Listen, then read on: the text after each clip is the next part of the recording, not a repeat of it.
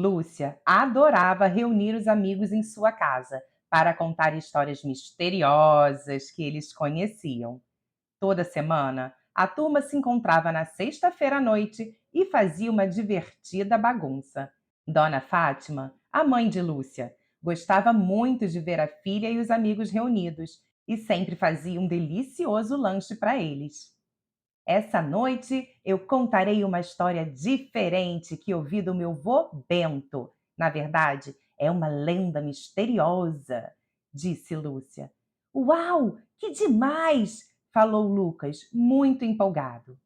Então, Lúcia começou a contar a história do Saci, um personagem folclórico muito conhecido na região sul do Brasil. Diz a lenda que o Saci é um menino que nasce do bambu. Ele fica 7 anos dentro do bambu e depois nasce pequenino, do tamanho de uma criancinha. Ele é negro como a noite, possui grandes olhos, tem uma perna só e usa um gorro vermelho, do qual nunca se desfaz. Muito atrevido, ele adora aprontar e bagunçar. Nada fica no lugar por onde ele passa. O danado tira o sossego dos animais e só anda assobiando. Certa noite, numa fazenda no interior do Paraná, tudo estava calmo, até que os bichos começaram a fazer muito barulho, como se alguém os perturbasse. Donato, o dono da fazenda, saiu na porta de casa para ver o que estava acontecendo e só ouviu um assobio ensurdecedor. Logo, ele pensou: só pode ser o atrevido do Saci. Não era a primeira vez que o Saci tirava a paz daquele lugar, e o fazendeiro estava ficando cansado disso. Quando amanheceu, foi possível ver o estrago que o moleque bagunceiro havia causado. O cavalo estava com a crina cheia de nós, o capim estava todo revirado, os ovos das galinhas estavam quebrados, a ração dos porcos estava toda espalhada pelo chiqueiro. E para ajudar, o Saci ainda havia roubado muitas espigas de milho da plantação. Donato foi até a cidade conversar com o compadre Zezé. Eu não aguento mais aquele danado do Saci, compadre. Toda sexta-feira ele aparece para bagunçar minha fazenda.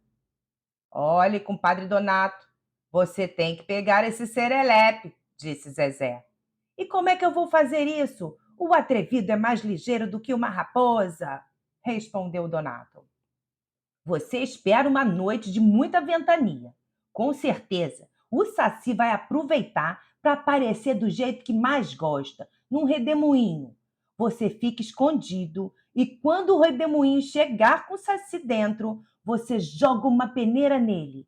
O Saci vai ficar preso nela. Então, é só você amarrar o gorro dele, afinal, ele obedece a quem estiver com o gorro.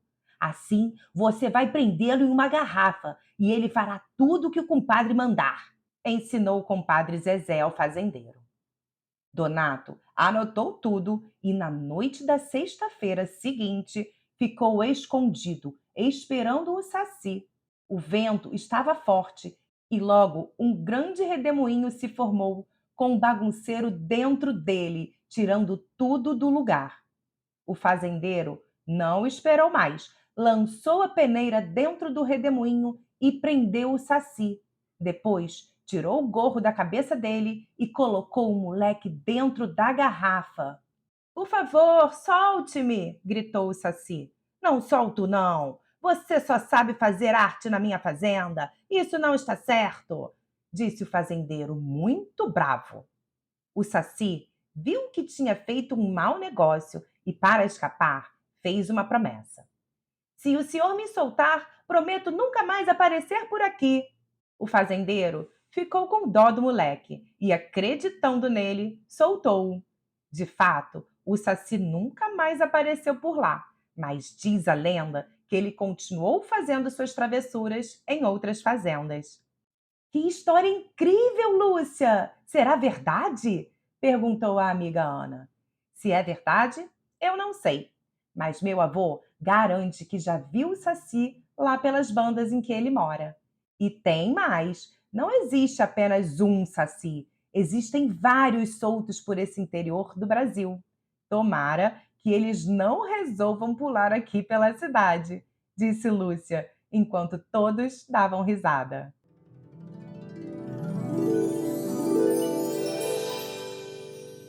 Era uma vez um garoto chamado Pablo, que adorava ouvir histórias e lendas folclóricas. Ele morava em Belém, capital do Pará, e um dia viajou com a escola para o interior do estado em um passeio turístico para conhecer um pouco mais sobre a cultura de sua terra. Quando chegaram a uma aldeia indígena, Pablo ficou encantado com toda aquela riqueza cultural e com a forma como os índios viviam, preservando suas origens e cuidando da natureza. A professora logo chamou os alunos para apresentar-lhes o pajé da tribo, um homem sábio que conhecia todas as lendas da região. Quem aqui gosta de ouvir histórias? Mas são histórias que aconteceram de verdade, disse o pajé. Eu gosto! Sempre que posso, leio sobre lendas folclóricas, respondeu Pablo. Muito bem, garoto. Então, eu contarei a vocês a história da cobra Norato, ou Honorato, como acharem melhor, falou o pajé. As crianças sentaram-se curiosas em volta dele para ouvir aquela lenda. Era uma vez uma índia que adorava tomar banho no rio. Certa tarde, enquanto ela se banhava, uma cobra enorme, como nunca tinha sido vista antes, apareceu e se aproximou dela. A Índia queria fugir, mas o olhar da cobra era tão penetrante que ela ficou imóvel e a serpente envolveu seu corpo. Porém, a cobra não a matou, apenas deixou-a desacordada à margem do rio. 9 meses depois do acontecido, a Índia deu à luz a um casal de cobras gêmeas, de cor verde muito escura. A jovem logo se convenceu de que eles eram filhos da cobra grande que ela havia encontrado no rio. A Índia deu aos filhos os nomes de Norato e Maria Caninana, mas ficou em dúvida se deveria deixá-los viver, pois tinha medo que eles fizessem algum mal aos índios da tribo. Depois de conversar com o pajé, que disse que ela também morreria se matasse os filhos, a Índia levou-os para viver no rio, já que eles eram cobras d'água. Maria e Norato cresceram felizes, fazendo amizade com os bichos e com os índios da tribo, que estavam sempre às margens do rio. Norato era muito bondoso, prestativo e alegre. Todos gostavam dele. Já Maria era malvada, cruel e estava sempre aprontando algo de errado, como afundar barcos e tentar afogar as crianças. Certo dia, de tanto a irmã fazer crueldades, Norato acabou dando fim à vida dela, para que Maria não fizesse mais mal a ninguém. Norato era enfeitiçado e à noite se tornava humano, deixando na beira do rio o corpo de couro de cobra em que ele vivia. Ele aproveitava esses momentos para visitar a mãe e todos no vilarejo. Porém, ele queria permanecer humano, mas não encontrava ninguém para ajudá-lo. Para quebrar o feitiço, era preciso derramar leite na boca da cobra e bater forte na cabeça dela, enquanto o corpo estava desacordado na beira do rio. Mas todos da tribo ficavam com medo de chegar perto daquele corpo grande e monstruoso, mesmo sem vida. Certo dia, ao visitar um vilarejo vizinho, Norato encontrou um soldado muito corajoso que conhecia sua lenda e aceitou ajudá-lo. Então, quando anoiteceu, o soldado foi até a margem do rio, derramou leite na boca da cobra e deu-lhe uma forte pancada na cabeça, arrancando-lhe algumas gotas de sangue. Daquele dia em diante, Norato tornou-se humano para sempre e pôde viver feliz ao lado da sua mãe na tribo. Pajé, isso aconteceu de verdade? Perguntou Pablo. É claro que sim, garoto. Pode acreditar, disse o pajé. Antes de ir embora, Pablo foi se despedir do pajé e perguntou como ele se chamava. Para sua surpresa, o velho índio respondeu: Muito prazer, garoto. Meu nome é Norato. Assim, Pablo voltou para casa muito feliz por ter conhecido uma lenda viva do folclore brasileiro.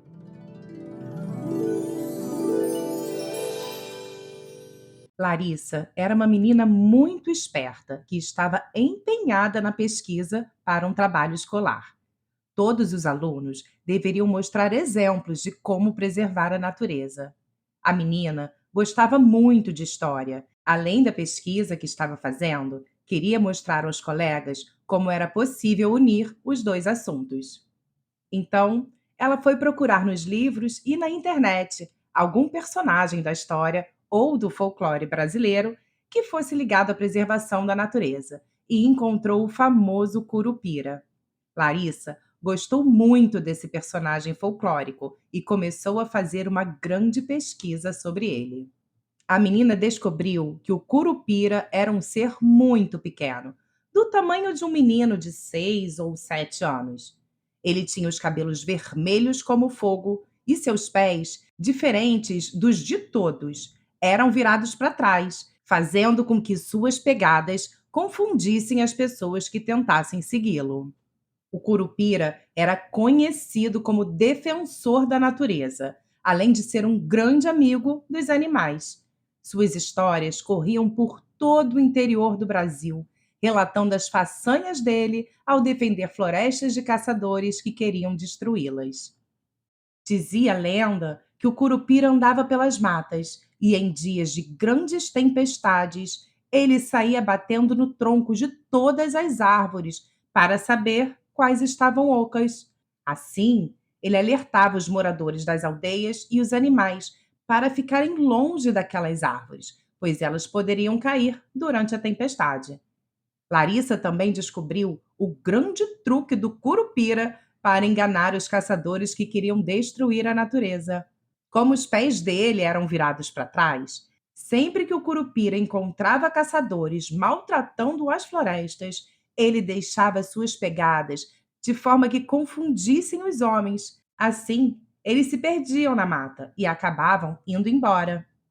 Mas, quando algum homem teimava em ficar na floresta para arrancar árvores ou maltratar os animais, o Curupira logo dava um jeito de assustá-lo com seus assobios ensurdecedores e tenebrosos, até colocar o homem para correr. O menino era mesmo muito esperto e fazia de tudo para proteger a natureza. Larissa adorou conhecer a lenda do Curupira e reuniu muitos textos e muitas fotos para sua pesquisa. Ela fez alguns cartazes com as imagens do personagem protetor da natureza, mostrando como ele defendia as florestas brasileiras. No dia da apresentação na escola, Larissa mostrou aos amigos a lenda do Curupira, explicou suas origens e demonstrou com os cartazes as artimanhas do pequeno ser que habitava as matas para proteger a natureza. Alguns alunos já tinham ouvido falar sobre o Curupira, mas outros nem sabiam que ele existia. A professora e os alunos gostaram muito do trabalho de Larissa e a menina convidou os amigos para uma aventura diferente. Cada um de nós pode ser um pouco do Curupira. Basta preservarmos a natureza e cuidarmos com carinho e dedicação do lugar em que vivemos. Essas atitudes farão de nós pequenos curupiras, mesmo sem termos os pés virados para trás. Todos adoraram a ideia de Larissa e se divertiram muito com a sugestão dela.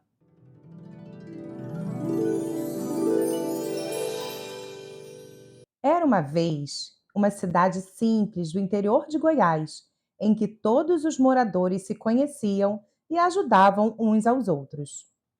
Muitos deles moravam em fazendas e lidavam com gado. Outros moravam na cidade vizinha e trabalhavam nos poucos comércios que existiam lá. Seu Alberto era um dos fazendeiros da cidade e criava gado.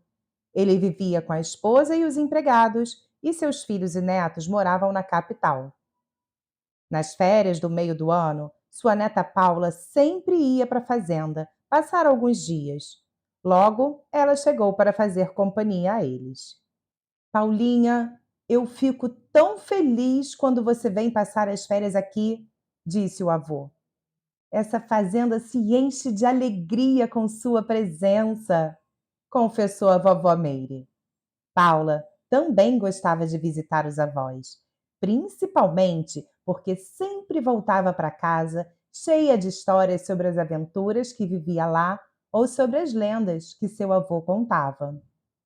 À noite, seu Alberto reunia a família das fazendas vizinhas para contar histórias em volta da fogueira. Enquanto isso, eles comiam bolo de milho, de mandioca, queijo e muitas outras coisas gostosas. Vovô, conte-nos uma história que você nunca contou para ninguém, pediu a neta. Pois bem, Paulinha. Então, vou contar a vocês uma história que aconteceu com o meu avô, quando eu ainda era um menino, disse o seu Alberto. Vovô tinha uma fazenda linda, muito maior do que essa, e ele também criava gado, mas seu rebanho era imenso, e a imagem do pasto repleto de bois era a visão mais bonita que se podia ter. Certo dia, vovô chegou em casa e disse ao meu pai que havia comprado o touro mais bravo de toda a redondeza e o bruto chegaria no dia seguinte. Quando amanheceu, eu pulei da cama e corri para junto do vovô. Não queria perder a chegada do touro por nada. O bicho era grande e do caminhão soltaram-no direto no pasto, pois não havia peão que o domasse. Ficamos todos ali. Eu, meu pai, vovô e os peões das fazendas vizinhas, observando aquele touro grande, forte e com um olhar que colocava medo em qualquer um. Vovô fez um churrasco para comemorar a chegada do novo morador da fazenda. Ele estava muito feliz. Quando a festa terminou, todos foram para as suas casas e nós fomos nos deitar. Mas, na calada da noite, ouvimos um barulho forte de tábuas se partindo, e quando saímos para ver o que era, o touro bravo havia escapado e galopava para longe. A notícia da fuga se espalhou pelas redondezas, e antes do almoço, um vaqueiro magro, baixo, usando um chapéu que escondia quase todo o seu rosto e montado num cavalo velho, chegou à fazenda. Soube que o senhor perdeu um touro bravo? Eu vim ajudar. Vou buscá-lo, disse o vaqueiro. Esqueça, peão. Não há homem no mundo que possa domar aquela fera, disse vovô, observando aquele homem de aparência frágil. Antes do pôr do sol, eu estarei de volta com seu touro, disse o vaqueiro. O cavalo velho parecia ter se transformado em um puro sangue de repente, e o homem misterioso saiu em disparada. Todos ficaram surpresos e curiosos. Afinal, ninguém nunca havia visto aquele homem. Mas já tinham ouvido falar sobre um vaqueiro corajoso, cheio de mistério e que domava qualquer animal, sempre saindo na frente nas vaquejadas. No final da tarde, o vaqueiro chegou montado no touro bravo e puxando seu cavalo velho. Aqui está seu touro fujão, fazendeiro. Tome cuidado para ele não escapar novamente, disse o vaqueiro. Muito obrigado! Não sei como agradecer a você. Será que. Antes de o vovô terminar de falar, o vaqueiro misterioso desapareceu na mata. E até hoje dizem que ele anda por essas fazendas do interior do Brasil, domando o gado bravo.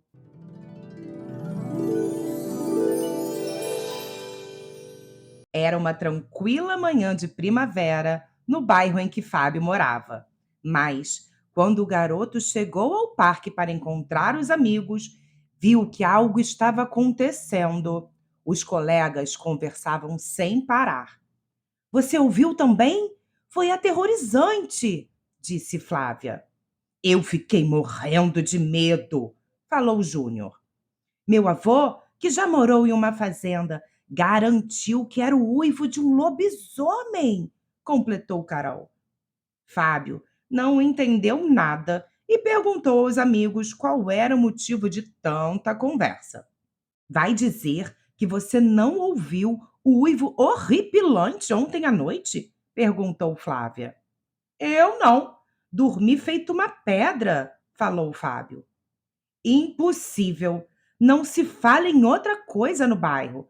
Todos estão dizendo que era um lobisomem, explicou a garota. Fábio não havia escutado nada. Para ele, a noite tinha sido de sono tranquilo. Meu avô disse que, segundo a lenda, o lobisomem pode estar em qualquer lugar, falou Carol. Então, conte-nos essa história, Carol. Quem sabe não descobrimos quem é o dono do uivo que tirou o sono de vocês, brincou Fábio. Assim, Carol começou a contar a história que tinha ouvido do seu avô. Era uma vez, em um vilarejo tranquilo, uma família que havia sido presenteada com 7 filhas mulheres e que comemorava a chegada do oitavo filho, um menino. A mãe estava muito contente, mas o pai ficou preocupado. Afinal, dizia a lenda que quando uma mulher tinha 7 filhas e o oitavo filho era um homem, ele se tornaria lobisomem ao completar 13 anos. A mãe não quis acreditar e pensava que isso era apenas uma crença boba. O menino, a cada ano que passava, ganhava uma aparência pálida, com olhos fundos e as orelhas pontudas. No dia em que completou 13 anos, a família se reuniu e fez uma grande festa para o garoto. Na sexta-feira seguinte à festa, a lua estava cheia e o garoto se preparava para dormir. Mas quando se deitou, ele começou a se sentir inquieto, como se algo tomasse conta do seu corpo. Sem conseguir se controlar, o menino saiu correndo pelas ruas do vilarejo. E ao chegar em uma encruzilhada à meia-noite, eis que o feitiço se concretizou. Ele se transformou em lobisomem. O garoto subiu no alto de uma montanha que havia no vilarejo e soltou um uivo horripilante. Todos na cidade ouviram e ficaram apavorados. O pai, já desconfiado, correu ao quarto do garoto e, quando viu que o menino não estava lá, teve certeza de que aquele uivo era do filho.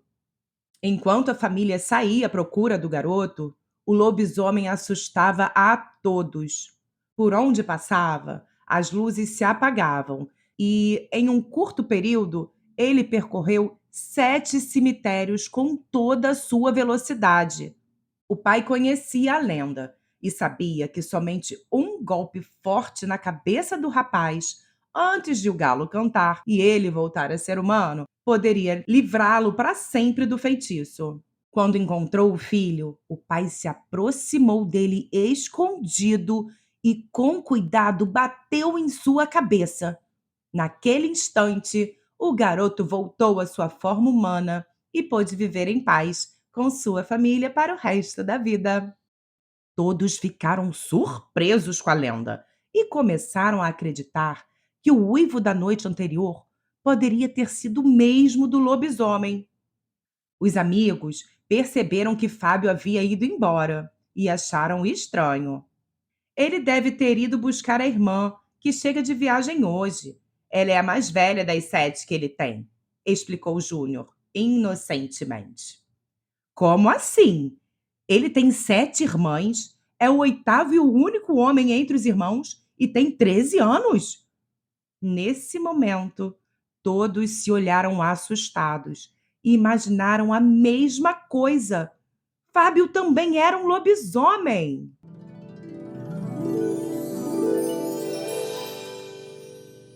Todo domingo de manhã, Juca ia à feira com seus avós. Ele gostava de ir porque, quando chegavam em casa para tomar café da manhã, o vovô Raimundo contava muitas histórias e lendas de quando era criança e vivia em um sítio no interior do Mato Grosso.